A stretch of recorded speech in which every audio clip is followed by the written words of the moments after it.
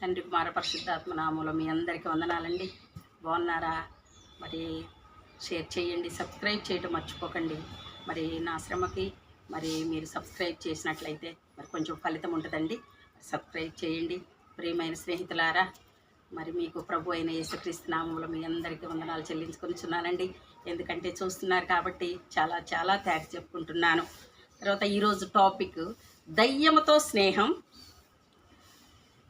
దేవునితో మాట.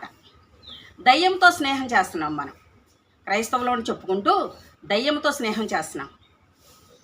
మరి 10వ క్లాస్ వరకు చర్చికి వెళ్తాం. 10వ క్లాస్ తర్వాత చర్చికి వెళ్ళం. ఇంటర్మీడియట్ కాడ నుంచి మరి చాలా ఫోజులు కొడుతుంటారు పిల్లలు. తల్లిదండ్రుల ముందు బాగానే ఉంటారు వినయంగా. మరి ఇంటర్మీడియట్కి వచ్చిన తర్వాత కొమ్ములు వచ్చినట్టుగా ఫోజులు కొడతారు. ఫోజులు కొట్టి చర్చికి వెళ్ళరు, బైబిల్ చదవరు, దేవుడు గుర్తుండడు. తర్వాత ఇక డిగ్రీలో పీజీలో ఇక అసలే ఇంకా స్నేహితులు, చెడ్డ స్నేహితులు, మంచి స్నేహితులు ఉంటారు. అప్పుడు రాజకీయాలు మాట్లాడతారు, యూత్ క్యాంపులు పెట్టుకొని మాట్లాడుకుంటారు, హాస్టళ్లలో రాజకీయాలు చేస్తుంటారు. తర్వాత పెళ్లి చేస్తారు తల్లిదండ్రులు. పెళ్లి చేసిన తర్వాత కూడా చర్చికి వెళ్ళరు. భార్య పిల్లల్ని కొంతమందిని పంపించరు. చర్చికి వెళ్తే ఏముంది అని పంపించరు.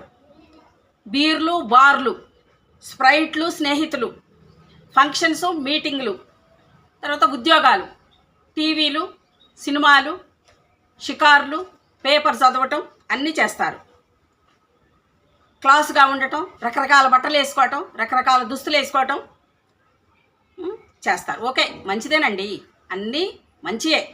కానీ దేవుడు లేకపోతే ఏది ఉన్నా కానీ జీరో. దేవుడు ఉంటే నీకేది లేకపోయినా నువ్వు హీరో. కాబట్టి మందిరానికి వెళ్ళి ప్రార్థన చేసుకోవడం చాలా మంచిది.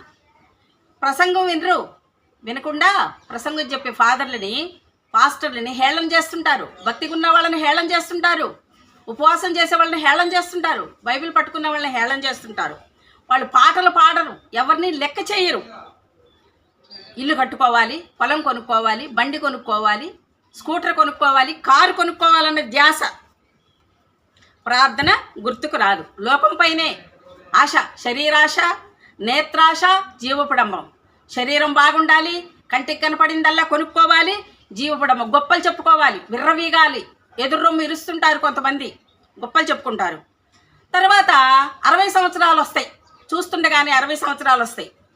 అప్పుడు నడిపించు నానావా నడి సంద్రమున దేవా, నవజీవన మార్గమున నా జన్మ తరింపా అని పాటలు పాడుకుంటారు.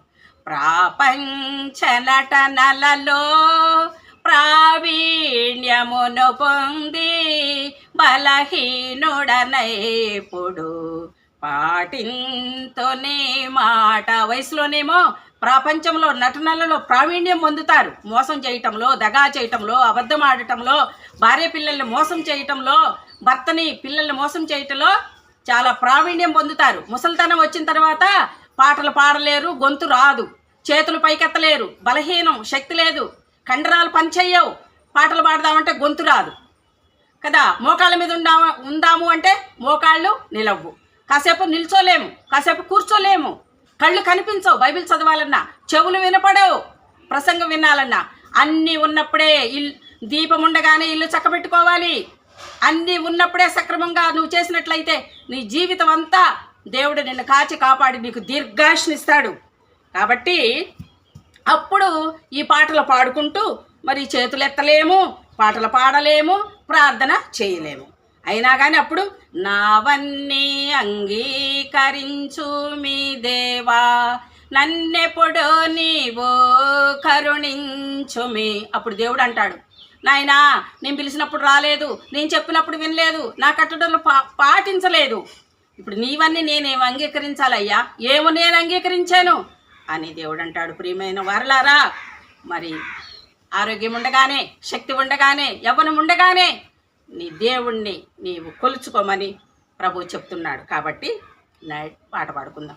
నడిపించు నానావా నడి సంద్రమున దేవా నవజీవన మార్గమున నా జన్మ తరింప నడిపించు నానావా నా జీవిత తీరమున నా పజయ భారమున నలిగిన నా హృదయమును నడిపించుములోతునకు